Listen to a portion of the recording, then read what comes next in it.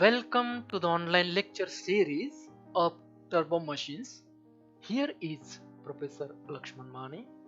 This is lecture on steam turbines part 7, that is reaction steam turbines.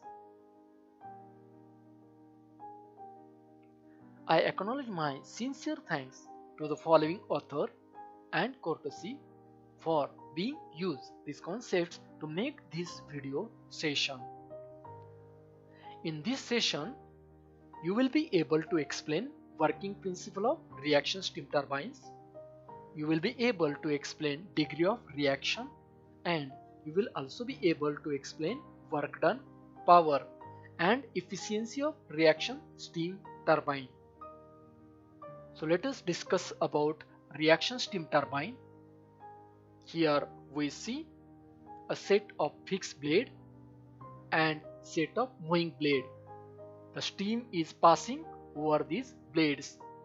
So the basic difference between impulse and reaction steam turbine is that in a reaction steam turbine, the pressure drop occurs in both stationary and moving blades.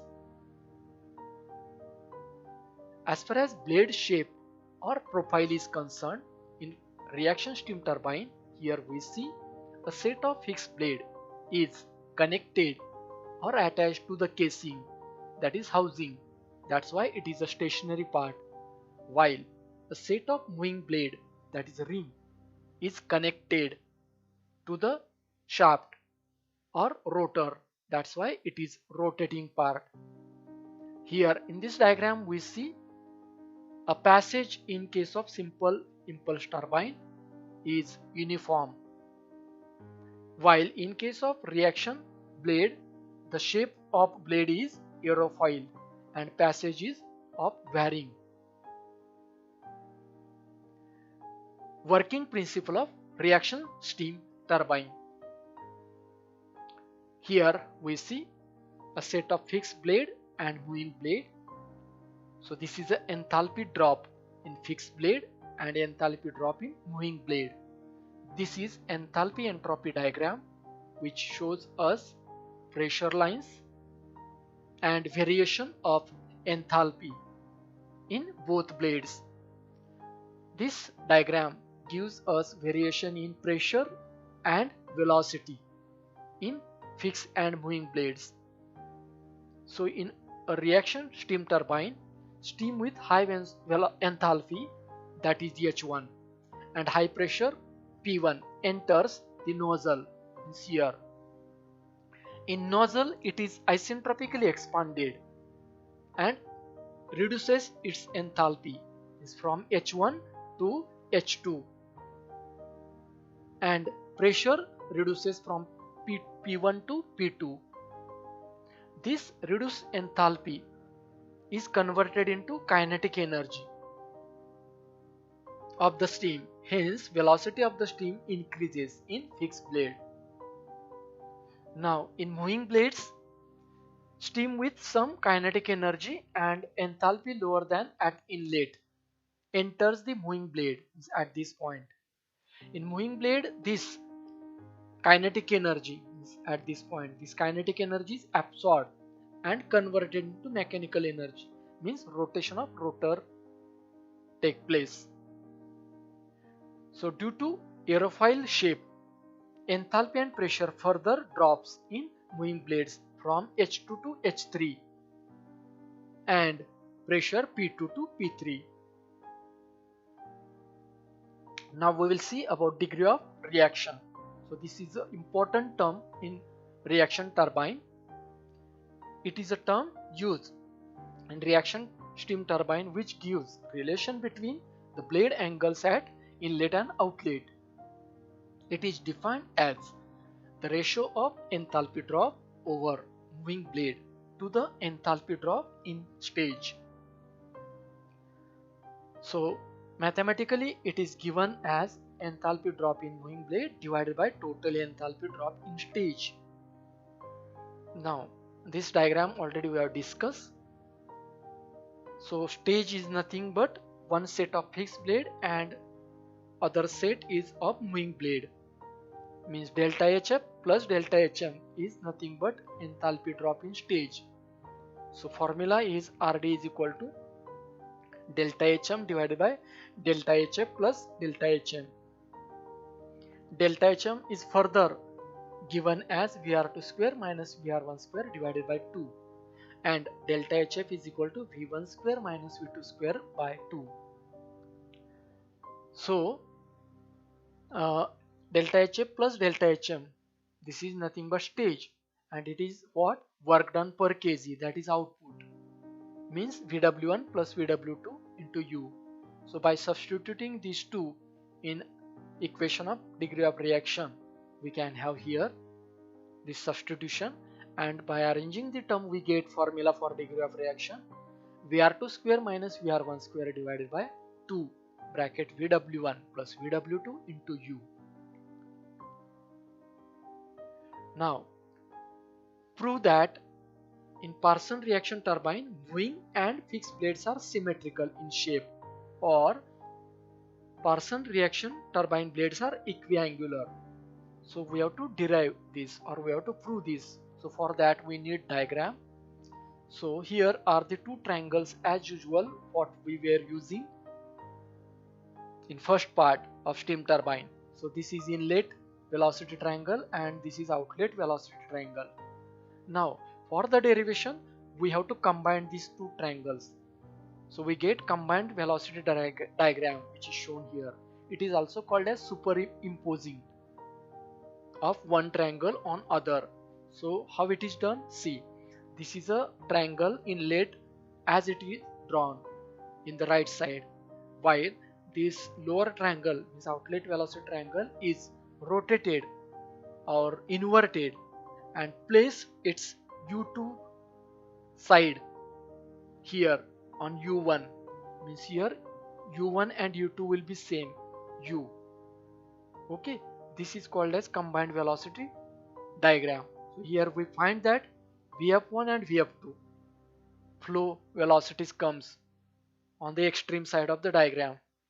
Here inside this, if you see, this alpha and beta becomes opposite angle, while theta and phi becomes opposite angle. Okay, now in the derivation we start with cosec phi, that is equal to VR2 by VF2. VR2 is equal to VF2 cosec phi. Say equation number A. Similarly for inlet triangle, write cosec theta is equal to VR1 upon VF1. So VR1 is equal to VF1 cosec theta. Say equation B. Now similarly do for cot theta and cot phi for the respective velocity triangles. So cot theta is equal to VW1 minus U1 upon VF1. So VW1 minus U1 will be equal to V upon cot theta. And for cot phi, formula VW2 plus U2 by VF2. And VW2 plus U2 is equal to VF2 cot phi. Now see, this is the right side of the equation. So taking sum of these two, we can write VW1 minus U1 plus VW2 plus U2 on one side, another side V upon cot theta plus VF2 cot phi. Now as U1 and U2 are same, will get cancelled. So VW1 plus VW2 is equal to, we find this equation V upon cot theta plus VF2 cot phi. Say equation C. Now we have to substitute A, B, C in equation of RD. So at the numerator, here we will have VF2 square cosec square phi minus VF1 square cosec square theta divided by 2 into bracket VF1 cot theta plus VF2 cot theta cot phi bracket complete U. Now as the flow is axial, the flow velocity is constant. So that's why VF1 is equal to VF2. Thus this will become VF and will come outside at numerator and denominator. So at the here will come VF square and here will come VF, and this 2U as it is. Inside the bracket cosec square phi minus cosec square theta divided by cot theta plus cot phi. Further we can have Rd is equal to Vf upon 2u. Now how? See, this Vf and this square will get cancelled. Remaining inside this, for the cosec square phi, we can write cot square phi plus 1. This is trigonometric relation. Similarly, cosec square theta, for this we can write another trigonometric relation, that is cot square theta plus 1. Now here 1 and this 1, here is a minus sign, so we'll get cancelled. So cot square phi minus cot square theta divided by cot phi plus cot theta. Now we can have this like x square minus y square. So we can write this in two brackets, means x plus y and x minus y. So in the same way we can write this here, cot phi plus cot theta one bracket and cot phi minus cot theta another bracket.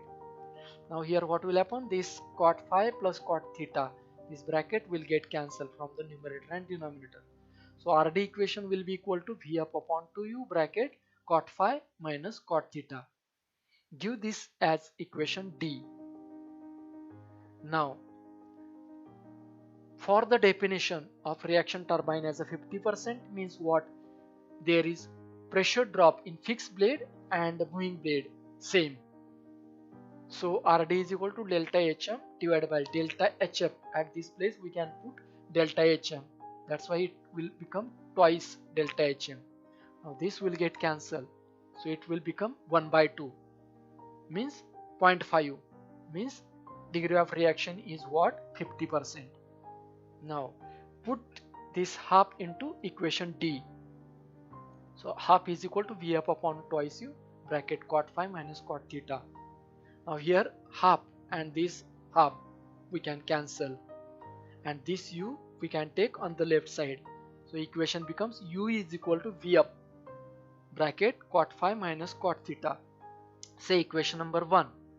Now similarly we can write equation for u is equal to Vf bracket cot alpha minus cot beta, because in the last diagram we have seen that phi and alpha are opposite angle and theta and beta are opposite angle. So if we compare these two equations, if you see here, this is u, here is Vf, here is Vf. So inside these angles we can write phi is equal to alpha and theta is equal to beta. This means fixed blade and moving blades are equiangular, means shape of fixed blade and moving blade is symmetrical. This is proven. Now we will discuss about work, power and efficiency of reaction turbine. In reaction turbine, the work done per kg of steam is given by this formula. It is in joule per kg. Power developed per stage. Now power means what?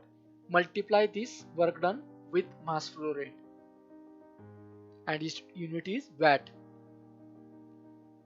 Then enthalpy drop in a stage. This already we have discussed. Further, delta Hf means enthalpy drop in fixed blade, that is equal to V1 square by 2, and delta Hm, this already we have discussed. Stage efficiency means ratio of work done on blade to enthalpy drop in stage, means H1 minus H2. So further it can be written as Vw1 plus Vw2 into U divided by H1 minus H2. Volume flow rate of steam means discharge, that is what? Product of area into velocity. Now as the area is of flow and velocity, flow velocity average. So for the better understanding, here is a wheel of steam turbine. These are the blades. This is the passage through which steam is flowing. Diameter of wheel is d and height of blade is h. So here flow area will be what? Perimeter pi d into height pi dh into average velocity, means Vf1 plus Vf2 divided by 2. But most of the time these both velocities are same, that's why average velocity is taken as Vf only. Now mass flow rate of steam. This can be written with the help of this equation. M dot into Vs is equal to pi dh into Vf average. So this is nothing but this volume flow rate, right side. This is nothing but mass flow rate, where Vs is specific volume of steam, and it is further given as X, means dryness fraction, into Vg, means specific volume at saturated point, found from steam table. So in the numerical we find this with the help of steam table value of Vg. Now we will see derivation for maximum efficiency of reaction turbine. To determine maximum efficiency of reaction steam turbine, following assumptions are used. Moving and fixed blades are symmetrical, means phi is equal to alpha and theta is equal to beta, and V1 is equal to VR2 and V2 is equal to VR1. Now blade efficiency formula we will take from the last concept. Now delta H, this enthalpy drop, means fixed blade plus moving blade. So efficiency formula we can have in this way. Now here we can use this combined velocity triangle diagram. Now work done per kg, this part, numerator, this we can write from this diagram. See, this is a VW1. So for this VW1 we can write V1 horizontal component, means V1 cos alpha. Okay, and this is what VW2. So for this VW2 we can write in this way that VR2 horizontal component means VR2 cos phi minus U, this means this dotted portion we want VW2. So for that we can write VR2 cos phi minus U. This is what inside the bracket, outside the bracket U. Now putting alpha is equal to phi and VR2 is equal to V1. Further, now we have to substitute this. So see here, V1 cos alpha plus V1 cos alpha minus U. So here this V1 cos alpha and this V1 cos alpha means twice V1 cos alpha minus U. This U will multiply inside the bracket, so twice U V1 cos alpha minus U square. Now we will have one arrangement, that multiplying numerator and denominator with V1 square, and one of the V1 means at the denominator take inside, so it will come here divided by this term, also divided by this second term. Now if you see, this V1 and this square will get cancelled, so here 2U cos alpha divided by V1, and here U1 square by V1 square. Now as U by V1 is S, means speed ratio, so that's why here inside the bracket 2 into S cos alpha comes, and for this S square will come.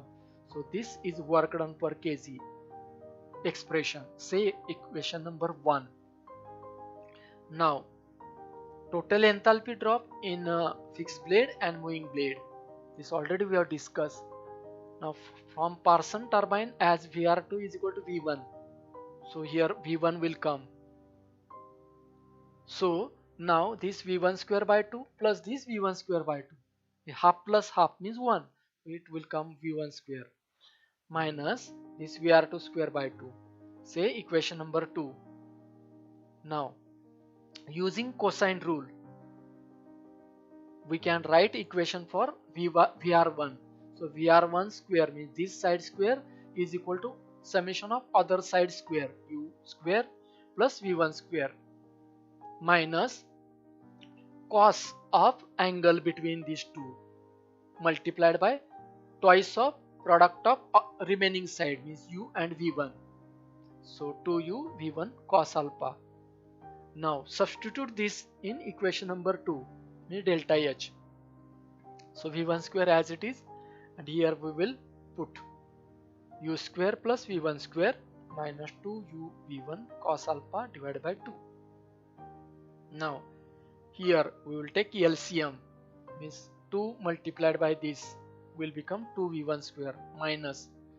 Now all these signs will be changing because of this minus sign. So here minus U square, here minus V1 square, here plus 2U V1 cos alpha divided by 2. Now this 2v1 square and this v1 square means v1 square. So v1 square minus u square plus 2uv1 cos alpha divided by 2. Now taking v1 square by 2 common. So here what will come? 1 minus u square upon v1 square plus 2uv1 cos alpha by v1 square. Again further we know that u upon v1 is s. So here next term delta h is equal to v1 square by 2, 1 minus s square plus 2 of s cos alpha. This is equation number 2. Now putting equation 1 and 2 in blade efficiency equation. Okay, so here will come v1 square bracket 2s cos alpha minus s square divided by this equation number 2 at the denominator.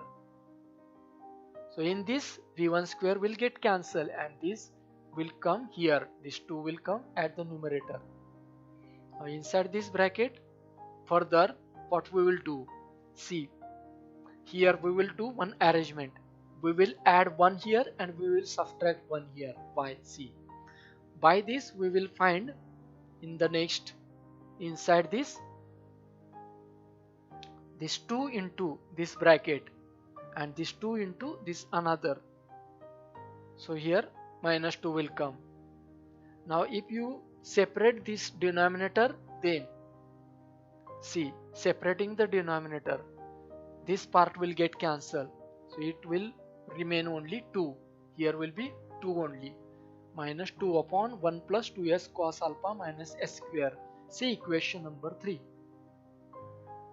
Now blade efficiency is equal to 2 taking 2 common, 1 minus 1 upon 1 plus 2s cos alpha minus s square.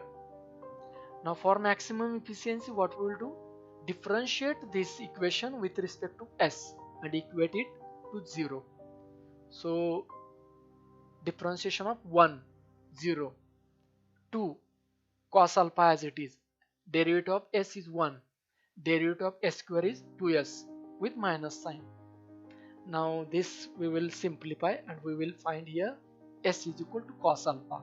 Now this we have to put in equation number 3 over here. See, s is equal to cos alpha. So this cos alpha and this cos alpha means cos square alpha will, and here will be cos square alpha, means here 2 minus 2 divided by 1 plus in next term 2 minus 2 upon 1 plus, see this is 2 cos square alpha minus cos square alpha means only cos square alpha will remain here.